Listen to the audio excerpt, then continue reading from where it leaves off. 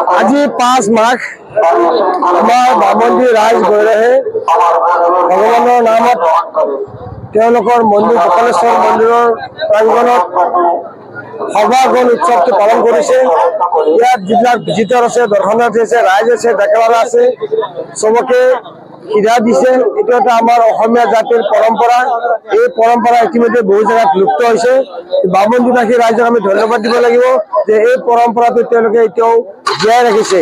অশেষ কষ্টৰ বিনিময়ত তেওঁলোকে বিভিন্ন অভাৱ অনাটনৰ মাজতো এই যে পৰম্পৰা, সিধা দিয়া পৰম্পৰা, এই পৰম্পৰাটোৱে আমাৰ মাজত শান্তি সম্প্ৰীতি ঐক্যতা বজাই ৰাখিব বুলি মোৰ দৃঢ় বিশ্বাস। আৰু এই অঞ্চলৰ সমূহ ৰাইজৰ মই মংগল কামনা কৰি ভগৱান গোপালেশ্বৰৰ ওচৰত প্ৰণাম জনাইছো। পোনপ্ৰথমে ইলেক্ট্ৰনিক মিডিয়াৰ সমূহ সংবাদকৰ্মী বন্ধুক বামুণী গৌৰৱ পঞ্চায়তৰ তৰফৰ পৰা ভোগালী বিহুৰ আন্তৰিক শুভেচ্ছা জ্ঞাপন কৰিছোঁ। বামুণী কামৰূপ জিলাৰ ভিতৰত বামুণী এখন ঐতিহাসিক গাঁও আৰু এই গাঁওখনত আজি প্ৰায় 172 বছৰ আগতে আমাৰ পূৰ্বৰ পৰা এই অনুষ্ঠানটো আমাৰ চলি আহি আছে। পবিত্ৰ মাঘ মাহৰ 5 আৰু 6 তাৰিখ এই দুইটা দিনত আমাৰ বামুণী অঞ্চলত সভাগন উৎসৱ অনুষ্ঠিত কৰা হয়। আমাৰ এই নিৰ্দিষ্ট তাৰিখ মানে 5 আৰু 6 মাঘতে হয় প্ৰতি বছৰে।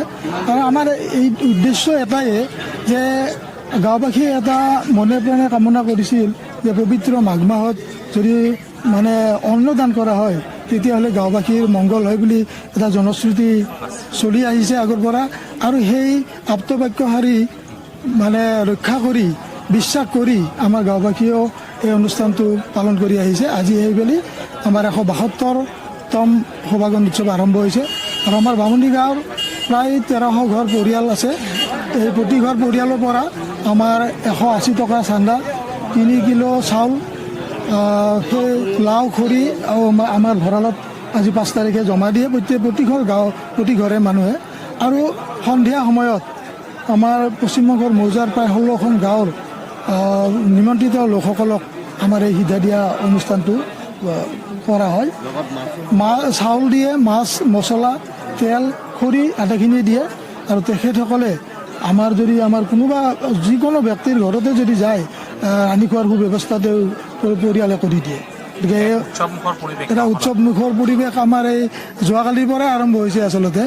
আৰু দিনৰ ভাগত মাছ মৰা সময়তো বিলৰ পাৰত আমাৰ বিল আছে, সংৰক্ষিত বিল আছে, তাত মানে মাছ মাৰি সেই মাছে আমাৰ ভঁৰালত জমা কৰে। আৰু তাৰ ওপৰঞ্চিখিনি আমাৰ ক্ৰয় কৰি আনি হ'লেও